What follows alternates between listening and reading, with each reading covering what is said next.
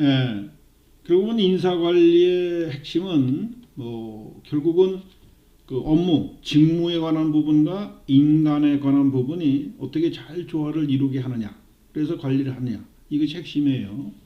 결국은 인사 관리를 하기 위해서 제일 처음에 필요한 것이 이제 직무 분석이었었죠. 직무 분석은 우리가 저 앞에 6장에서 조직화의 경우에 그 기능적 측면의 조직화, 이 기능적 측면이라는 것이 소위 직무 파악하는 거예요. 업무 중심으로 보는 것이고요. 그 다음에 한 측면이 인간, 사람 측면의 조직화, 즉 사람을 어떻게 적재수소에 배치하고 그 배분하느냐 하는 문제가 조직화의 핵심이었었죠. 이것이 인적 관리, 소위 인사 관리에서 이제 구체화되는 것인데요. 자, 즉 직무 부분과 사람 부분의 두 개 요소에 관련되는데요. 그러니까 직무 분석의 의의를 보면은 특정 직무의 특성과 내용, 즉 직무를 수행하는 데 필요한 지식과 능력, 숙련도, 책임 등과 같은 직무상의 모든 요건을 체계적으로 결정하는 과정이 직무 분석입니다. 자, 결국 그 직무 분야에서 직무 조사를 할 때 직무 분석을 먼저 하고 직무에 대한 평가, 이건 뭐 가치 평가라고 할 수 있습니다. 어떤 일이 어떤 비중 만큼 뭐 이런 걸 보는 거예요. 자, 그래서 이 일을 하는데 어떤 요건을 갖춘 사람이 이 일을 해야 되는가 이런 걸 파악하는 거예요. 그 다음에 이제 그 사람은 종업원이죠. 종업원은 그 인사기록, 그 소위 채용 관계에서부터 채용 때 뭐 시험이라든가 성적이라든가 면접이라든가 적성이라든가 이런 기록들이 쭉 있겠죠. 그러고 이제 쭉 근무한 사람들 근무 성적에 따라서 일을 잘했느냐 못했느냐 이를 레이팅 매기는 것을 우리가 인사 고과라 그래요. 그래서 직무 수행 능력을 파악을 해가지고 요건보다 요건과 능력이 일치했다 하면은 양쪽에 서로 불만이 없는 거죠. 회사 쪽도 마찬가지고 사람도. 그러나 요건보다 사람의 능력이 좀 부족해. 그럼 어떻게 했어요? 이게 무조건 내쫓을까요? 그거는 그렇죠. 아주 공정한 선발 과정을 거쳐서 그래도 우선 인재를 뽑았는데 적절하게 교육 훈련을 시켜서 자보다라의 자보다 OJT OJT 훈련을 시켜서 능력을 발휘할 수 있도록 향상시킬 수 있도록 교육 훈련이 필요하겠죠. 만약에 요건보다 능력이 크면은 좋으면은 이런 사람들 어떻게 했어요? 능력 발휘를 하니까 승진 기회나 좋은 자리로 또 적재소로 이동할 가능성이 크겠죠. 자, 그 다음에 이제 직무 분석의 절차와 방법. 직무 분석을 위해서는 배경 정보를 수집한다.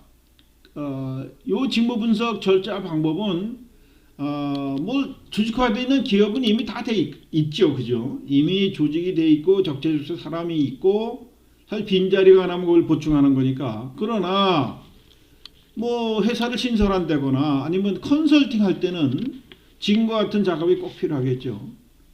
자, 분석 대상 직위를 결정해서 이 사람한테 이제 면담을 통해 가지고 직무 정보를 수집하고 그 정보를 분석을 해서 좀 디테일하게 직무 기술서를 작성하는 겁니다. 직무 기술서는 말 기술하다 이런 뜻이니까 직무에 대해서 어떤 뭐 저기가 능력이 필요하고 어떤 뭐 이런 게 쭉 작성하는 거예요. 우리가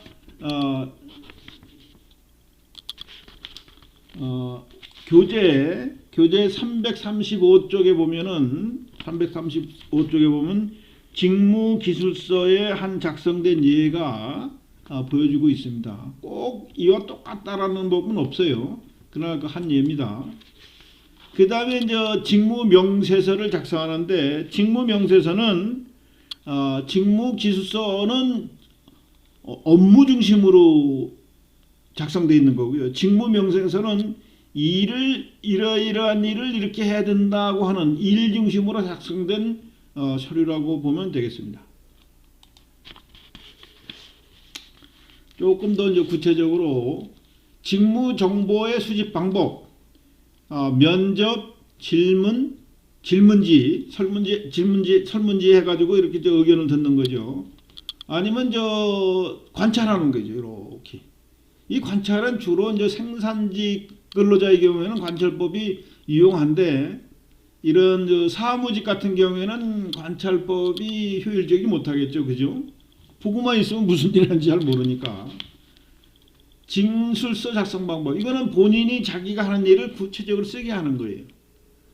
이거 쓰는 것도 아주 중요합니다. 이게 그 면접법이나 질문지법 이런 거, 관찰법 이런 뭐 4가지 방법이 사실은 서로 보완해서 여러 가지를 같이 해서 직무 정보를 수집하는 것이 보통입니다. 자, 아까 나왔던 직무기술서, 영어로 보면 job description이라 했죠. 그죠? 잡에 대해서 자세히 잘 쓰는 거예요. 기술하는 거예요.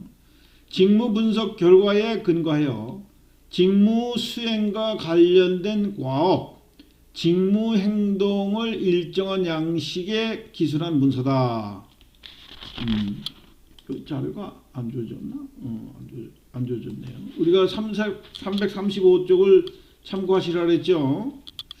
그 다음에 그 내용을 보면은 직무 명칭, 소속과 같은 직무의 확인사항과 직무의 내용, 직무의 요건 등 직무 전반에 걸친 사항들을 포함해서 거기다 기록하는 거예요. 잠깐 그 335쪽의 그 사례를 보시면 이해가 갈 겁니다. 직무기술서는 아까 설명했듯이 업무 중심의 직무요건, 이 일을 하는데 이러이러한 능력이 있는 사람이 필요하다 이런 거예요. 직무명세서, job specification, 그 일 자체를 세세하게 수행 능력을 보는 거예요. 수행하는 관점에서.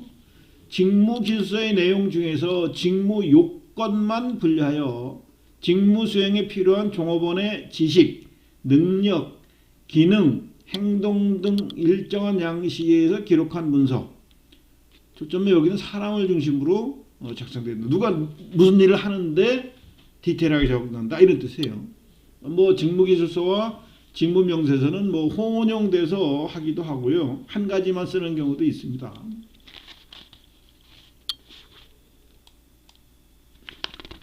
자, 직무평가. 직무평가는 말 그대로 job evaluation이라 했죠. 그죠? 이거 평가잖아요. 그죠? 직무의 가치를 결정하는 거예요. 가치라는 것은 물론 중요도를 얘기하는 겁니다. 중요도. 그러기 때문에 임금제도의 기초로 활용할 수도 있고요. 중요한 자리고 위험이 있고, 그죠? 이럴 때는 그만한 능력과 경력이 있는 사람, 그죠? 위험한 일이니까 뭐 수당을 더 줄 수도 있고 그런 게 되겠죠. 주의점: 각 직무의 수행 난이도 및 복잡도, 권한과 책임의 범위, 업무 수행 등을 고려하여 직무 그 자체를 평가한다 하는 얘기예요. 그러니까 어떤 보면은 직무에 기존에 어떤 종업원이 있으면은 그 사람 얼굴 보고 평가하면 안 된다 이런 얘기예요. 일 그 자체를 가지고 한다는 거예요. 그 밑에 우리가 이제 표 336페이지에 있는 표 9-1은 정부 주요 부처별 직무평가. 이것도 이제 재미있는 그 결과가 나와 있는데요. 우리가 재정경제부 하면은 우리 공무원들 중에서 가장 가고 싶어하는 부서입니다. 그 행정고시를 패스하면 제일 가고 싶어하는 데가 재정경제부예요. 그리고 가장 가기 싫어하는 데가 이 노동부나 환경부 이런 데입니다. 그래서 그 공무원들을 가지고 그 직무평가를 쭉 해봤더니 재정경제부가 4를 기준으로 했을 때 거의 다 4를 초과하는 높은 점수가 나왔고요. 쭉 보시면 알겠지만은 노동부 같은 경우가 가장 낮았어요. 그죠? 심지어는 뭐 2.85까지도 나옵니다. 2.85까지도.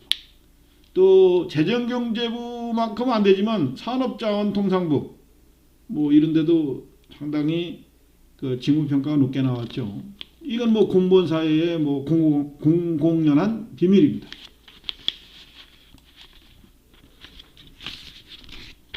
자, 좀 쉬었다가 가죠.